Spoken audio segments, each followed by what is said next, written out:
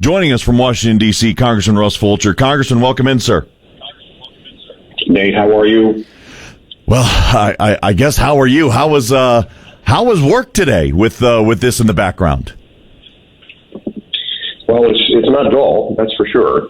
I actually did know that this was coming. I think that the speaker sent signals multiple times that this was the path he was going to take. We didn't know for sure if he was going to just put it into play, the impeachment inquiry into play, or do a vote on it. But I guess we found that out earlier today, and so here we go. So from here on, what's the process, Congressman? Do we get to? Does the public get a kind of blow-by-blow description of what the inquiry is going to be, or are we going to see testimony? Are we going to see allegations? What does the public get to see?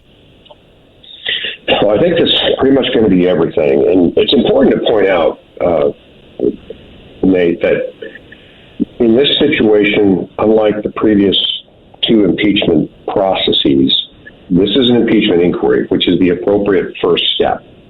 If you recall with President Trump, there was just a move straight to go into articles of impeachment, and that's how that went down. Once when he was in office, once when he was out of office. This is the more appropriate approach, and one that does not lend itself to politicization, if you will, as much, because this gives the House the more leverage tools to get cooperation from some of these agencies that frankly have not been cooperating with us on some of the information and some of the witnesses that are needed.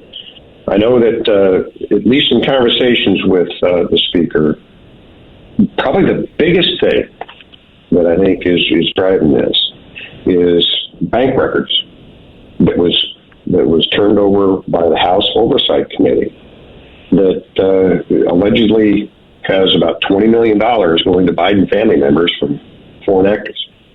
That's the big one. And that's, frankly, we're not getting help from FBI. We're not getting help from the intelligence communities and whatnot. And that's part of the reason that he's trying to do this inquiry, is because it provides leverage, and it's an appropriate first step. It's not going straight into the articles of impeachment. This is not going to go straight to the House floor.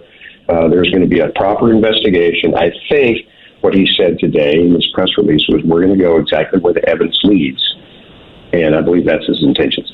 Congressman Russ Fulcher joining us here. And all right, I'll play devil's advocate, which I'm sure you've heard plenty of. If somebody is paying Hunter Biden money, if somebody is paying members of the Biden family money, how does that come back on Joe Biden? That's the question I think that this investigation is supposed to bring out to.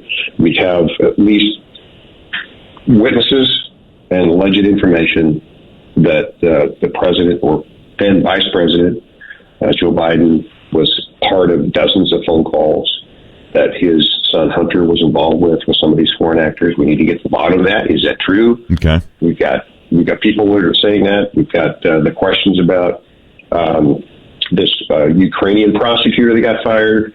That was very public. You've seen news excerpts of President Biden, then Vice President Biden, bragging about the termination of the Ukrainian prosecutor. Well, there's at least an alleged charge that he received $5 million for that. Those are the kind of things that we need to get to the bottom of. We're not getting the appropriate cooperation and that we need from entities who have this information. We're not necessarily getting cooperation from witnesses. And so the first appropriate step to trying to get everything out in the public, for public view, is this inquiry process. Also, Nate, the Speaker has identified 3 committees: the Committee on Judiciary, which is chaired by Jim Jordan; the Committee on Oversight, which is chaired by Jamie Comer; and the Committee on Ways and Means from Jason Smith, to handle the various portions of this investigation. And so the House is going to be taking on a little bit different role here, at least those committees, as they go into investigation mode.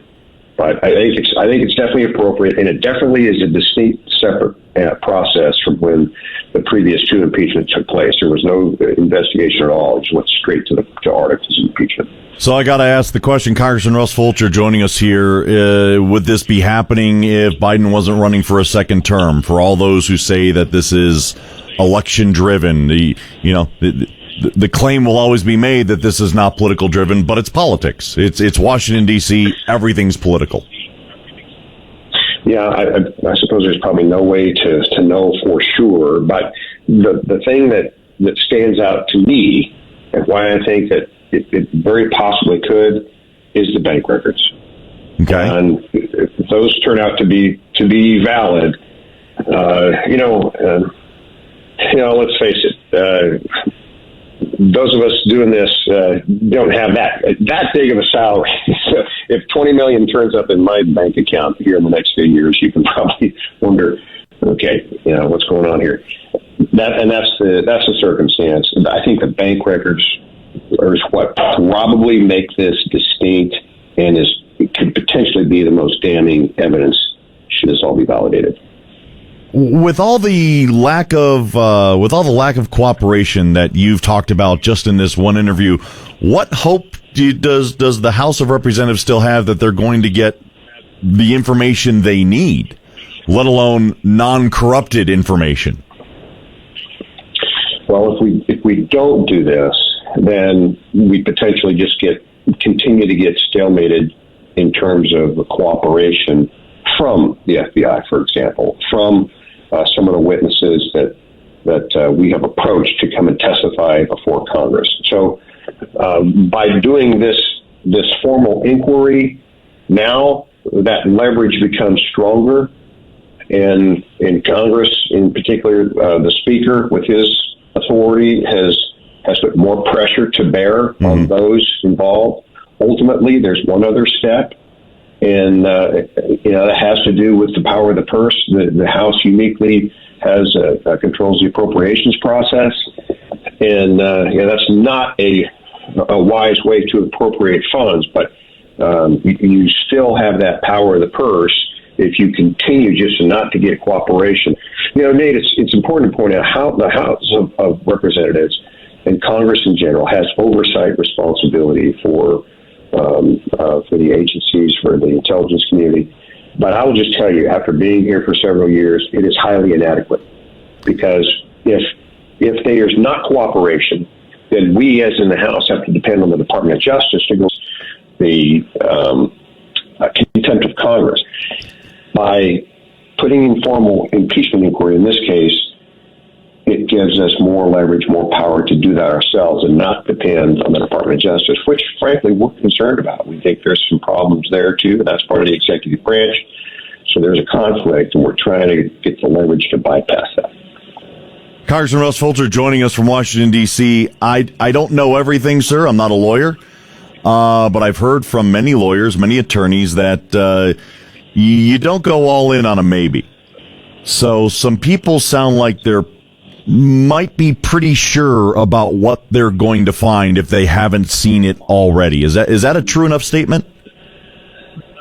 I think I think that's an insightful comment, and I have talked to Jim Jordan. I've talked to Jamie Comer, and I have not seen the documents. I'm not one of those. I'm not on one of those committees, but I can tell you that they believe what they've seen.